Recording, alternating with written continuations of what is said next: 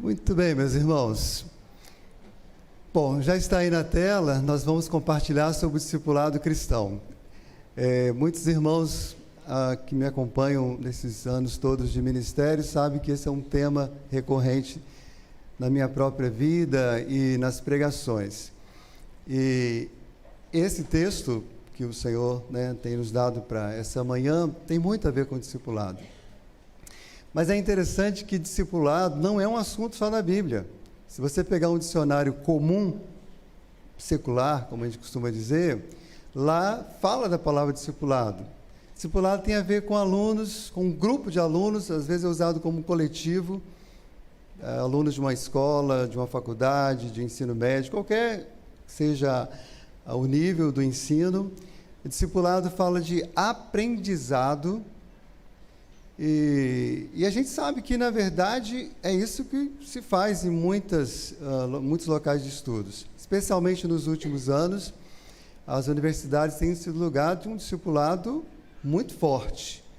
Muito mais do que ensinar a transmitir conhecimentos técnicos, tem se doutrinado as pessoas para um lado ou para outro, ou para muitos outros lados. E a grande verdade é que, infelizmente, muitos dos que passam pelas universidades, ou mesmo por outros bancos de outras escolas em outros níveis, eles têm um discipulado muito para o mal. Tem pessoas que eles são um crânio, são excelentes engenheiros, mas usam todo o seu conhecimento para promover destruição, morte, ou filósofo, ou qualquer outra pessoa. A gente vê aí quanto conhecimento científico usado para matar, para promover a guerra. Muito do discipulado tem conduzido à escravidão do pecado. O discipulado que hoje está sendo imposto, especialmente nas áreas do conhecimento, que a gente chama de áreas de humanas, seja da psicologia, seja qualquer outro, é imposto um doutrinamento onde a pessoa, se não segue aquelas ideias ali, não é um bom profissional, mas muitos desses discipulados têm conduzido, inclusive, ao suicídio. Aliás, hoje na internet existe 1001 maneiras de você se matar.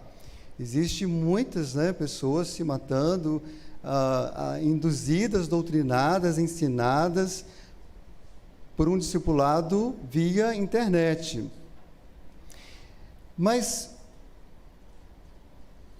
esse discipulado, ele então leva sempre a pessoa para mais longe de Deus. O único discipulado que leva as pessoas para conhecer a Deus, amar a Deus e viver na presença dEle, que produz vida, é o discipulado cristão. Esse discipulado cristão, só a igreja de Cristo pode fazer. O mundo não vai fazer. As melhores universidades não irão fazer, e nem a responsabilidade delas fazer. É da igreja. Então, se a igreja falha no discipulado cristão, ela está, de fato, abrindo mão, ela está deixando que as pessoas continuem sendo cada vez discipuladas para a morte, para a condenação eterna. Mas é curioso que, mesmo discipulado nos dicionários seculares, meus irmãos, a palavra discipulado também está relacionada a Cristo. Todo dicionário traz várias definições. Uma delas é pessoas que seguem a Cristo. Discipulado diz respeito aos seguidores de Cristo. E se os próprios dicionários reconhecem que essa é uma palavra que para nós tem um valor especial, nós mais precisamos reconhecer. E esse texto que nós acabamos de ler, ele fala de discipulado. Você vai ver aqui Jesus Cristo ensinando. Jesus Cristo falando, pregando a multidões, a indivíduos, a seguidores, a alunos, a discípulos. Jesus está discipulando aqui nesse texto. É um discipulado do próprio Cristo que nós vemos aqui. Então, olhando para esse texto, para esse lado de Cristo, nós vamos ver o que diferencia o discipulado cristão do discipulado não cristão, do discipulado que só a igreja de Cristo pode fazer e o discipulado que qualquer um pode fazer, como temos muitos aí fazendo. E essas diferenças a gente vai ver pelo menos em 3 áreas. Nós vamos ver um pouco sobre a mensagem do discipulado cristão, é completamente distinta da mensagem dos outros discipulados.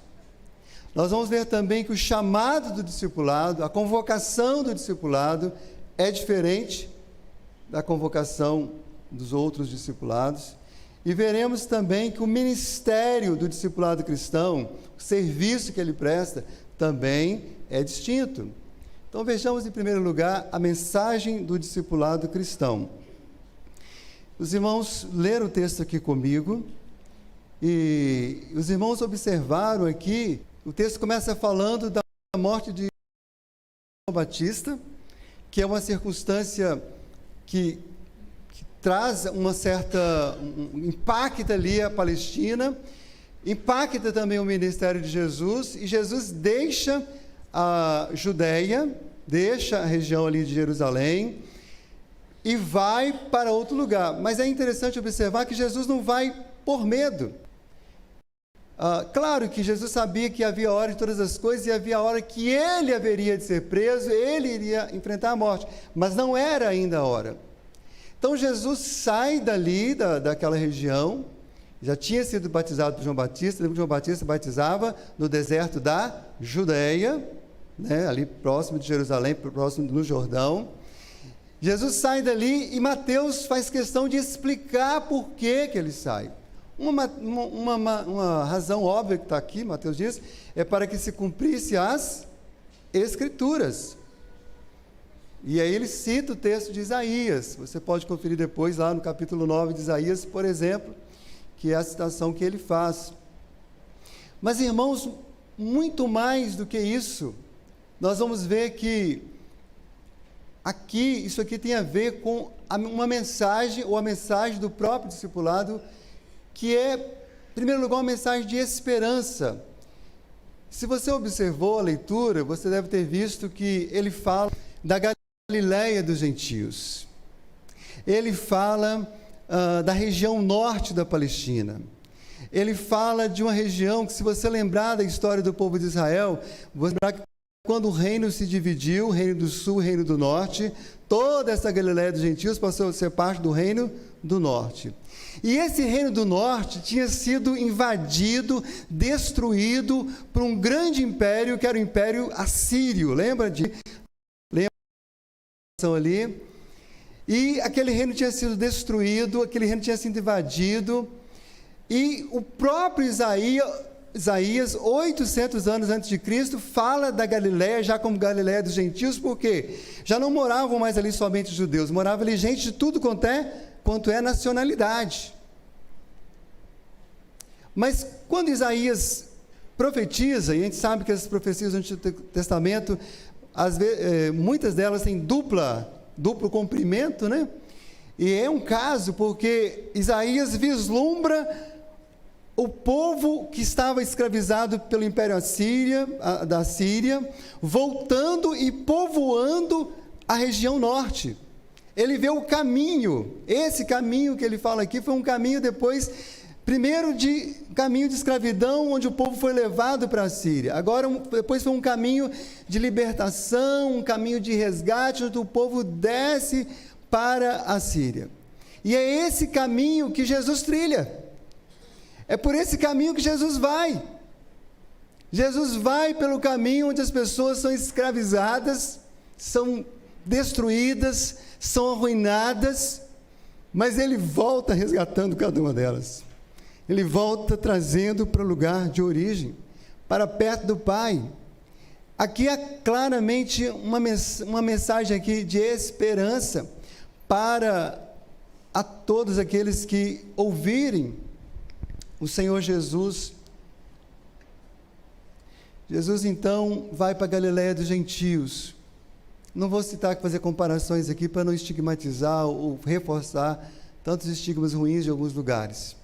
Mas todos nós ouvimos falar de cidades, de bairros, de países, de lugares onde é muito complexo, muito difícil. Ali não vai ali não, ali é perigoso. Ali moram as piores pessoas. Ali tem assassinos, ali tem prostitutas, ali tem corruptos, ali tem ladrões. Ali tem toda sorte de pessoas ruins.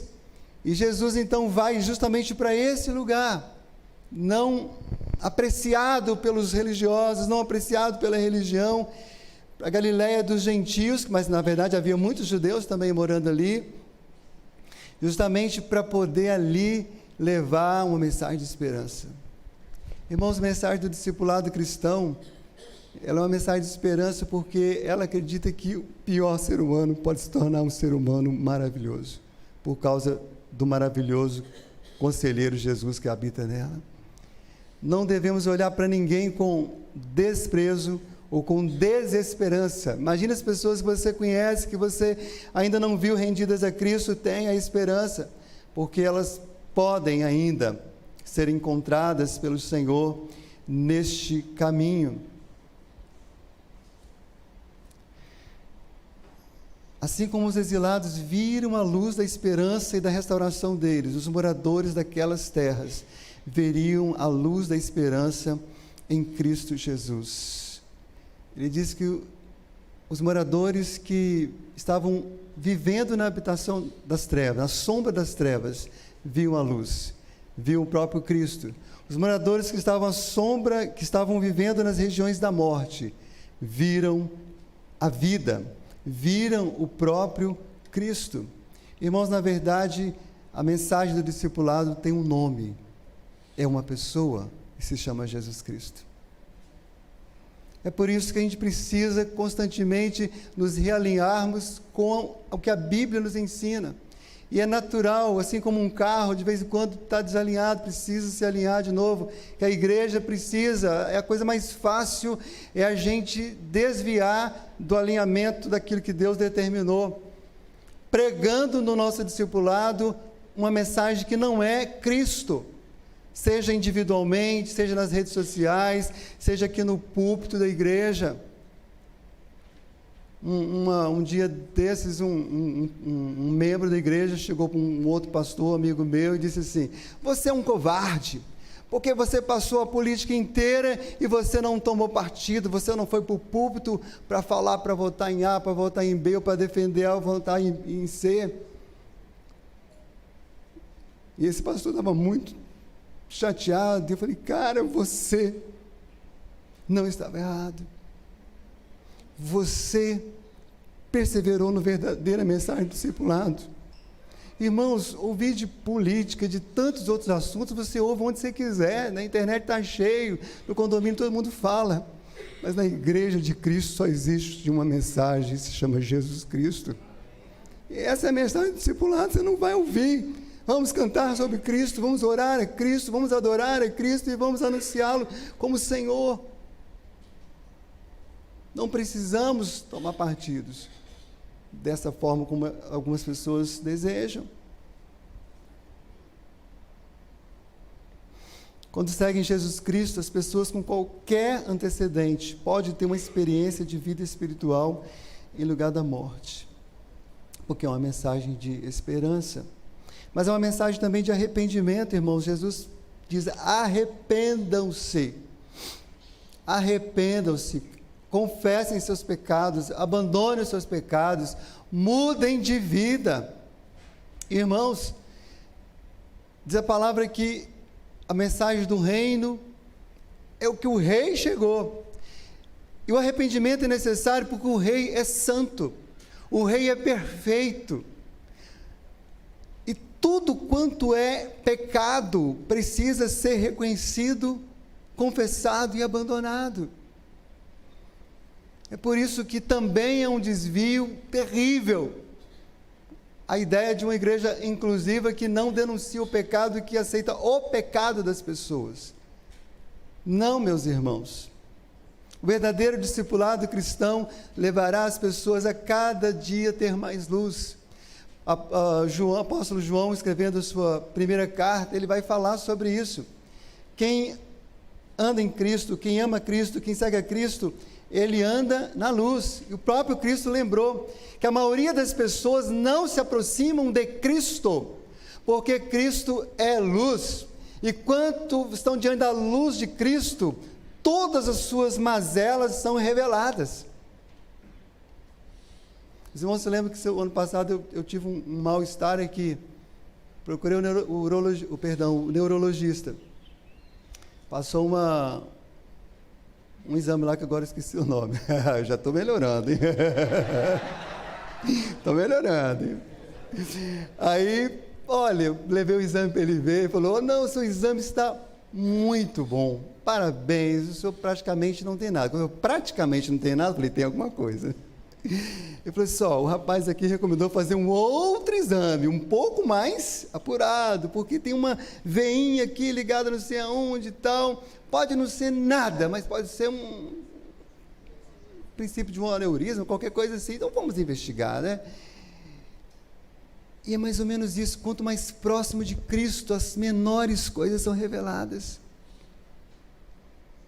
Quantas coisas hoje você pode olhar para a sua vida e ver não estão bem, que há 20 anos atrás você achava que era normal, mas hoje com mais luz de Cristo, você sabe que não é, você precisa se arrepender de certas atitudes, certos sentimentos, certos pensamentos, pecados que você nem sabia que você os praticava. O arrependimento é necessário, irmãos, porque é chegado o reino de Deus, e essa é a outra mensagem do reino, é a mensagem do reino. A mensagem do reino é que o rei chegou.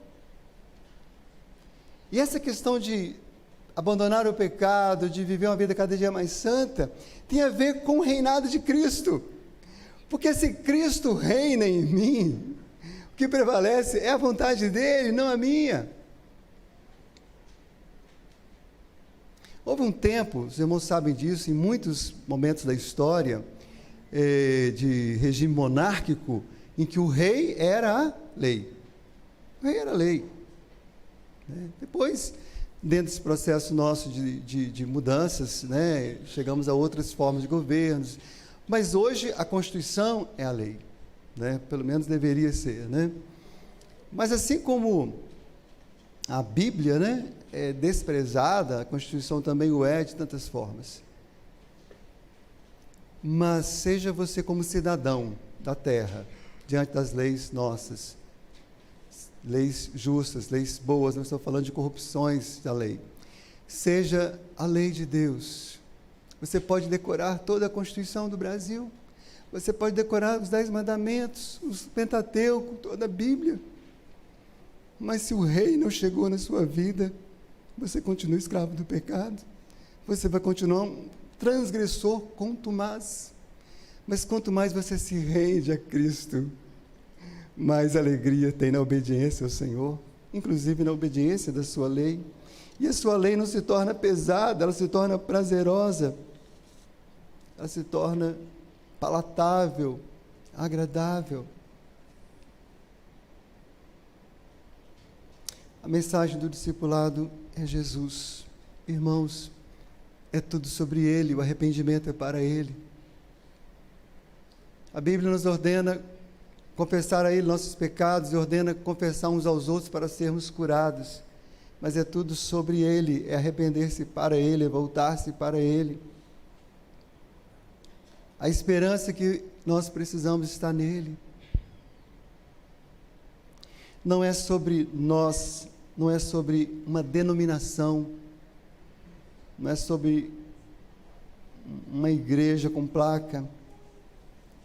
Jesus mesmo em pessoa, palavra e ação, acima das religiões. É interessante que se você examinar bem Mateus é dos 4 evangelhos, é o que mais faz paralelo com a lei. Todos eles fazem, né? Toda hora ele vai no Antigo Testamento, toda hora ele vai. E Mateus tem 2 preocupações. Tem várias, mas vou salientar 2, na verdade, com isso. Uma é mostrar as credenciais judaicas de Jesus. Mostrar o quanto que Jesus está proclamado, previsto e amparado pela própria lei de Deus e pelos profetas. Mas Mateus também tem uma outra preocupação que o próprio Espírito Santo coloca no seu coração, e isso fica claro, e especialmente aqui. É que Jesus é muito acima do judaísmo. Jesus é muito acima de todas as religiões. Como diz aquele cântico que a gente gosta de cantar, tu não habitas em tendas, nem templo, feito por mãos, eterno, perfeito, princípio e fim, acima das religiões. Acima das religiões, acima dos presbiterianos, dos batistas, dos maranatas, dos assembleianos, dos católicos, acima dos budistas, acima do islamismo, acima de tudo está o Senhor.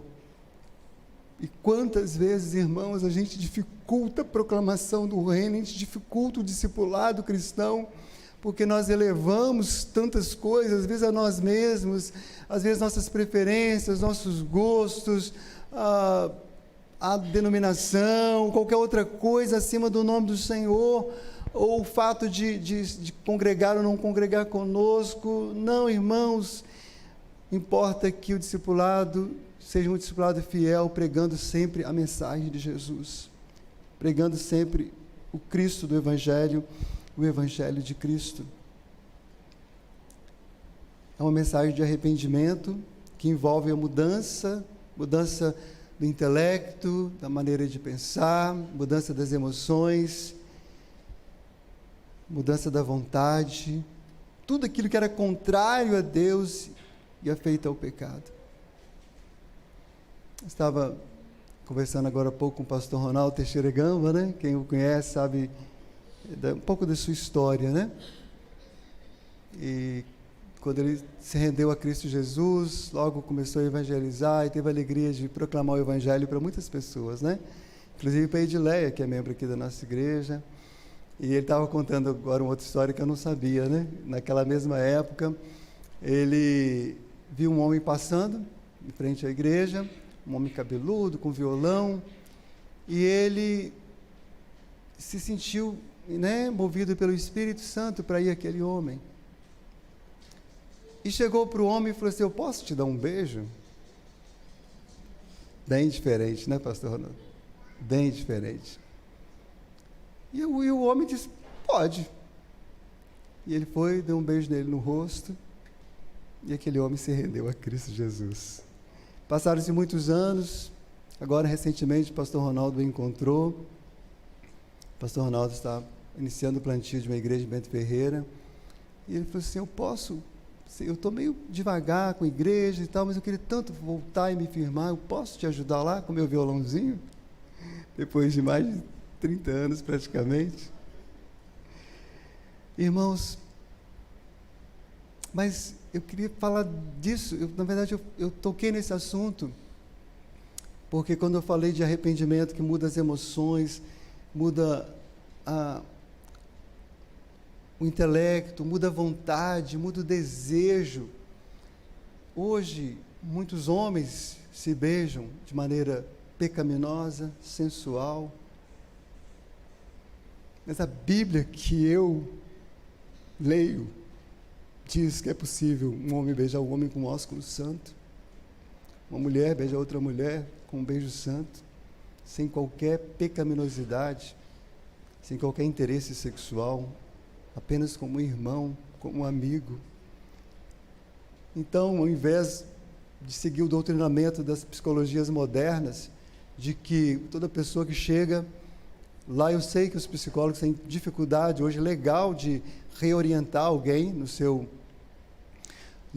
gabinete, né, para que abandone os desejos homossexuais. E eu louvo muito a Deus pelas nossas parcerias aqui com os psicólogos da igreja e outros, porque eu mando gente para eles, mandam gente para mim, e alguns falam assim: pastor, chegou aquela hora que agora é com o senhor. E aí eu digo: você se arrepender dos seus pecados, entender que Deus nos chama a um arrependimento que transforma nossos sentimentos, nossos desejos, nossa vontade, nossos gestos, toda a nossa vida.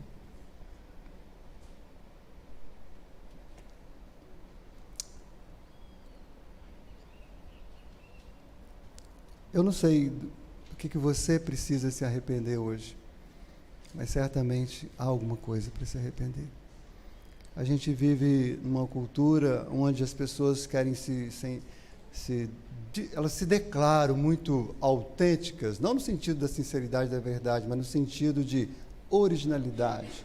Eu não imito ninguém, eu não preciso me arrepender de nada, eu sou eu mesmo, as pessoas têm que me aceitar assim. Isso é doutrinamento do mundo, irmãos. Mas no discipulado cristão sempre há lugar para arrependimento. Sempre há oportunidade de crescer, de mudar, de servir melhor, de ser um marido melhor, uma esposa melhor, de glorificar mais a Deus. Eu não sei qual foi a mensagem que você ouviu. Algumas pessoas hoje estão longe da igreja porque ouviu uma mensagem que não é a mensagem do discipulado. Às vezes uma mensagem também de legalismo, de proibições, de julgamento, de condenação, de crítica. Ou às vezes uma mensagem do nada a ver, fica à vontade, Deus te ama assim mesmo, você pode pecar à vontade, que não tem problema. Todas essas mensagens não combinam com a mensagem central do discipulado, que é Jesus. Ele é o Senhor, Ele é o Rei. Se o Rei chegou na sua casa vai ser transformada. Se o Rei chegou no seu trabalho vai ser transformado. Se o Rei chegou na sua sexualidade vai ser santificada. Se o Rei chegou nas suas finanças, as suas finanças serão usadas para a glória de Deus. Não tem como, irmãos. O discipulado cristão leva as pessoas à transformação, à libertação, à santificação.